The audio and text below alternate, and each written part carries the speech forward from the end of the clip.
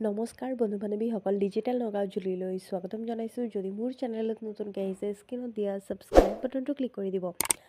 আহি গ'ল নতুন আপডেট যে এপ্ৰিল মাহত এইচএছৰ ৰিজাল্ট দিব নে মে' মাহত। তোমালোকৰ যিটো কৈছিলে যে 24 এপ্ৰিলত ৰিজাল্ট দিব, এইটোতো দিয়াই নাই 24 এপ্ৰিলত। তো এতিয়া এপ্ৰিল মাহত দিব নেকি? তো কওঁ এপ্ৰিল মাহত ৰিজাল্টটো নিদিয়ে, মে' মাহত ৰিজাল্ট দিব। তো যিটো এনাউন্সমেণ্টটো কৰিছে যে যিটো এপ আছে, মই আপোনালোকক দেখাই আছোঁ যে উপলব্ধ যিটো এপ ডাউনলোড কৰি কেনেকৈ চাব।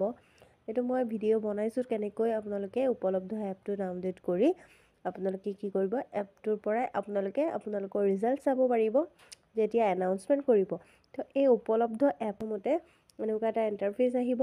ইয়াৰ পৰা আপোনালোকে যেতিয়া খুলিব ইয়াত লিখা থাকিব, লিখা আছে চাওক, two B announcement in May' 2024। তো ইয়াত লিখা আছে যে মে' মাহত দিব।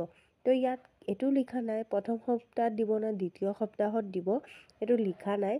যেতিয়া আকৌ এনাউন্সমেণ্ট কৰিব, যদি কৰে তেতিয়াহ'লে মই আপোনালোকক কৈ দিম।